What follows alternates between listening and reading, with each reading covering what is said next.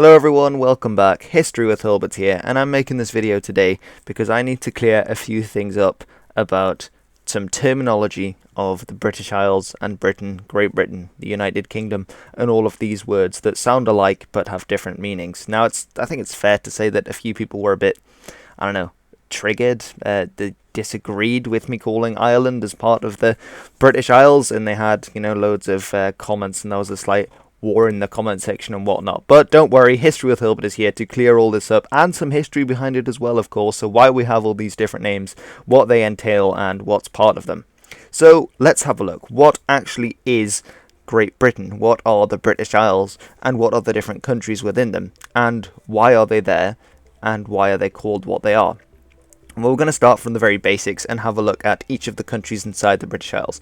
So the first one is England. Now, England is named after the Anglo-Saxons, the Germanic people who invaded this part of the British Isles in the from around the 5th to the 6th centuries.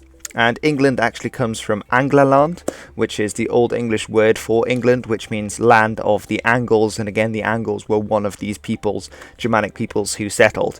Now, England is the one that's underneath the blue line, which is the border with Scotland, and on the other side of the red line, which is the border with Wales. And essentially, England is the land that the Anglo-Saxons managed to conquer and to keep a hold of in the early days, so in the early Middle Ages. Now, the borders of Scotland is slightly trickier, but I'm going to explain that one right away.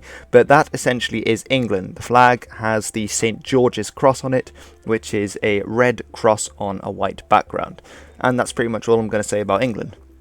Now, Scotland is to the north of England, and Scotland, actually, the name comes from the Scoti, which was a name the Romans gave to the Irish. Now, you might be thinking, well, the Irish aren't from Scotland, so why is Scotland named after the Irish? Well, in the 5th century, the Irish actually invaded part of Scotland and formed the kingdom of Dal Riada, which was in the southwest of Scotland and the north of Ireland. And these people eventually managed to conquer the rest of Scotland by uniting with the Picts, who were a different Scottish people. And they then formed the kingdom of modern-day Scotland, and that's essentially where the name comes from. Now, the name of Scotland in Gaelic, which was the language they spoke, is Alaba. Now, I'm going to apologise because I mispronounced this in the previous video, but someone kindly corrected me in the comment section. There is actually a third syllable in Alaba. It's spelled Alba, but it's pronounced Alaba. Scotland's flag is the St. Andrew's cross, also called a saltire, which is like a cross but then sort of diagonal, and this is because St. Andrew, the patron saint of Scotland, I believe he was crucified on a cross that was shaped more like a saltire. And this actually, interesting fact, continued to happen in Scotland. People would still crucify people right up into, I think, the Jacobite risings in this sort of cross shape, as well as burning crosses, which is also where the Ku Klux Klan get their burning crosses from. It's actually an old Gaelic tradition which has nothing to do with hating black people, but that's very much a diversion. So the next one we're going to look at is Wales. Now, Wales is this one that's to the west of England. It pretty much sticks out of the main body of land on the bigger island of the two. And the name Wales actually comes from an Old English word, which is interesting because Wales is particularly seen as a Celtic country. And it comes from what the Anglo-Saxons called the Welsh, which was Wallish. And Wallish actually comes from an Old English word, which means foreigner. So they called the Welsh the foreigners because the Welsh were the Britons. So these were the sort of indigenous inhabitants when the Anglo-Saxons arrived in Britain, and that's why the English called them the foreigners. They weren't Anglican, which is what they called the Anglekin. So the English, that's where that term as well comes from, but they were the foreigners. Now, in Welsh, the word for Wales is Cymru, and Cymru means something like kin or family, and actually in the county which is to the west of mine, so on the northwest coast of England, you have a county called Cumberland, and this comes from an older area called Cumbria, which comes from a same root as Cymru, because the Cumbrians for a long time were an independent Celtic kingdom. The kingdom of Chregid was or Craig, it probably was an independent kingdom, and that has a similar root. Now, the flag of Wales has got the red dragon, and there's a very interesting story about the red dragon and the white dragon. The red dragon representing the British, and the white dragon representing the Saxons. And I can't remember who had the vision, but there's a vision of the two fighting, and it's the sort of the tale of the Anglo-Saxons coming to Britain and fighting against the Britons. And somebody's profile picture actually commented that their profile picture was the white dragon. So if you ever see a white dragon, that's the Anglo-Saxon dragon. The red dragon is the Welsh dragon, or the more specifically the British or Celtic dragon. Now, the next one we're going to look at is the Republic of Ireland. Now, as you can see, the other island in its entirety is called Ireland, but I'll get onto that in a minute. And the Republic of Ireland is an independent nation. So you see that Wales and Scotland and Northern Ireland, which I'll cover next, are all in a union with England, so they're all part of what's called the United Kingdom. So the head of state for all of them is the Queen, and I'm not exactly sure what else, but there is a union between them. The Republic of Ireland, however, is an independent country. They rule themselves. They are still part of the European Union. Well, technically Britain is as well, but that's gone down the drain a bit. That's not going to be happening anymore because of Brexit. But the Republic of Ireland, for all intents and purposes, is as independent to Britain as the Netherlands is.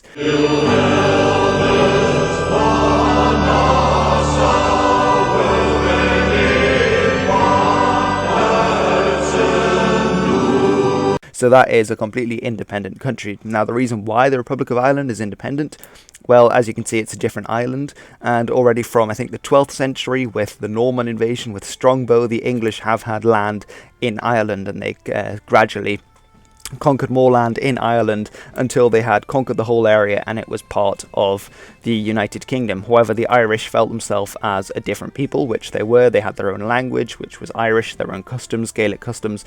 And to be fair, the English and the Scots and essentially the British in Ireland were not very nice. They really weren't very nice neighbours at all. And in 1916, that's just one of the rebellions. There were many rebellions throughout Ireland's history against English rule.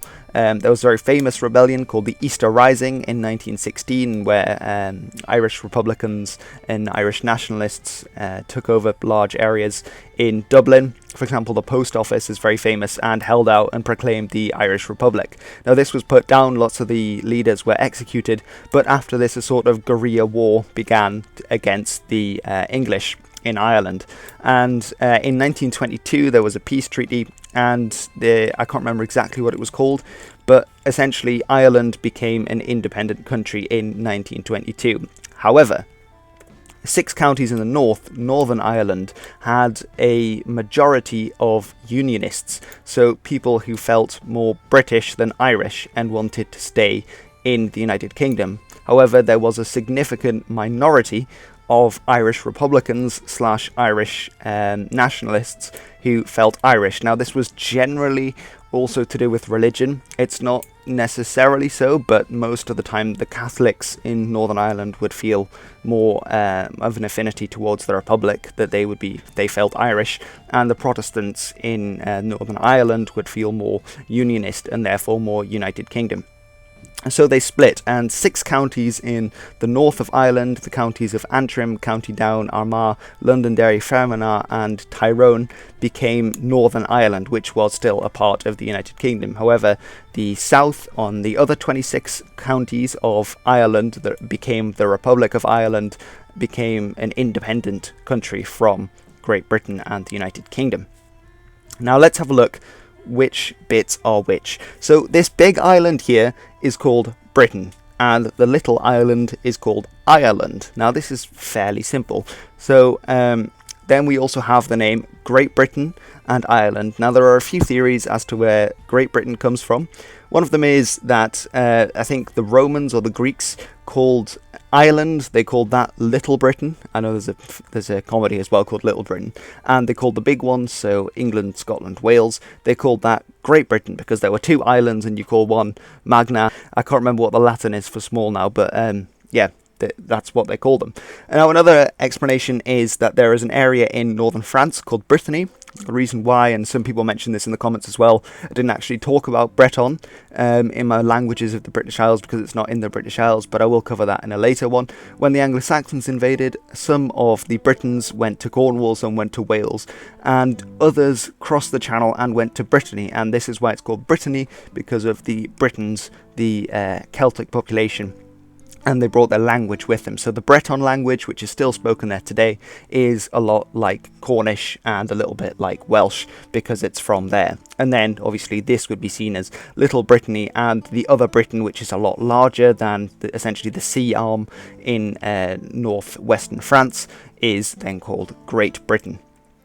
Now let's have a look where everything is. So, or for the flags actually, because first of all you have this union of England and Wales have been united for quite a long time already, since the Middle Ages. They did have a very cool resistance figure who is, I'm hesitant to say the Welsh Braveheart, but you can sort of see him in that light, called Owen Glendour, and I hope I'm pronouncing that right.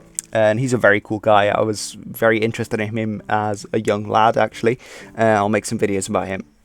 But England and Wales have been united for a very long time, and with the union of England and Scotland under James I of England, and I think he's James V or VI of Scotland, the crowns of England and Scotland united, and obviously Wales was already a part of England, so that sort of went by the by. So these two crowns united and you get this nice flag, and this was in the 17th century. I really should have written this down. Now you also get the English, or the British now rather, because you've got the Scottish, the Welsh and the English all in one union.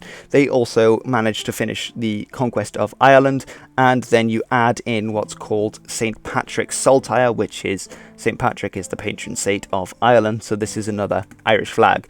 And when you add that to the design of the St. George's Cross and the Saltire, you get the Union Jack. Now I think there's more lines in the modern Union Jack, but I'm not exactly sure where they come from, maybe from Northern Ireland or something like that.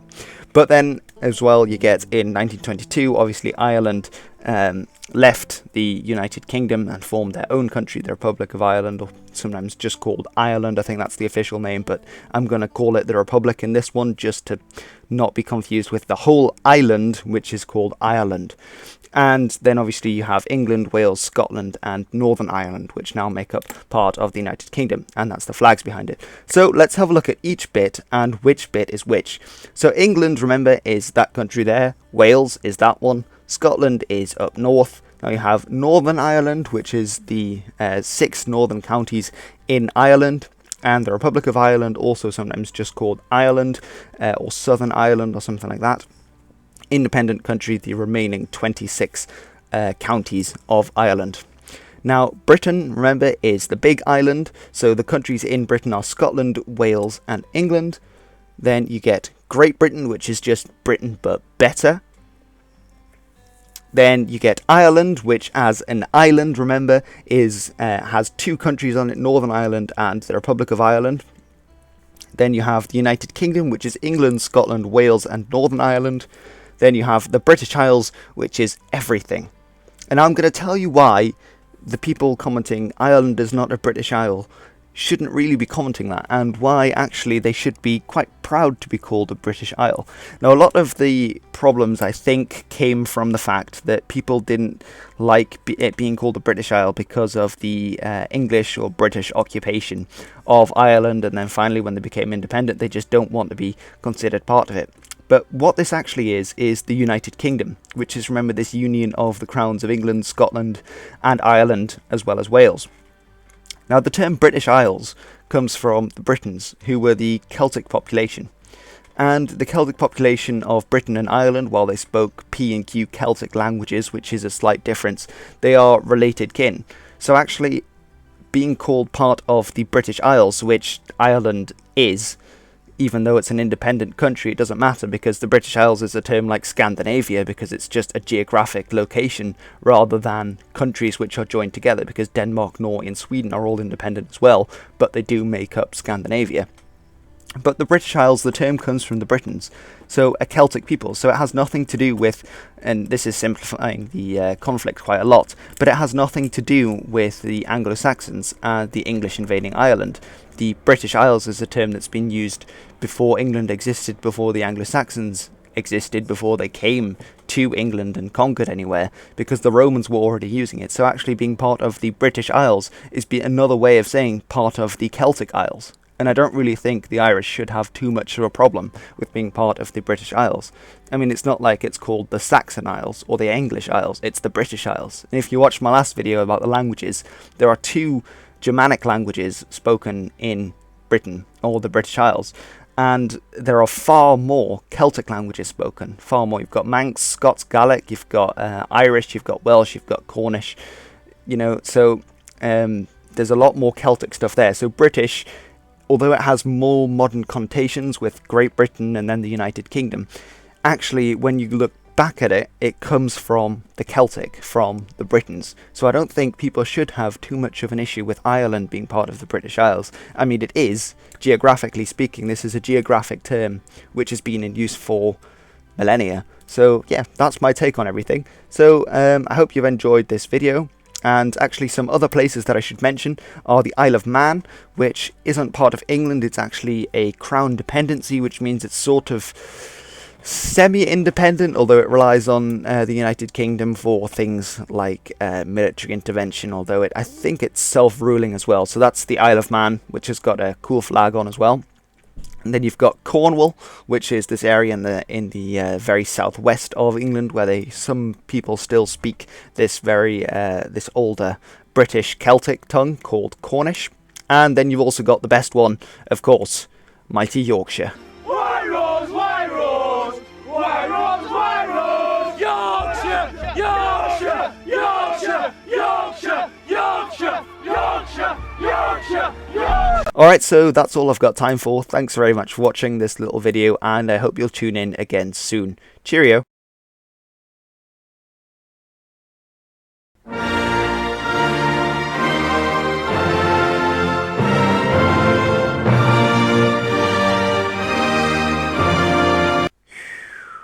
I enjoy making these far too much.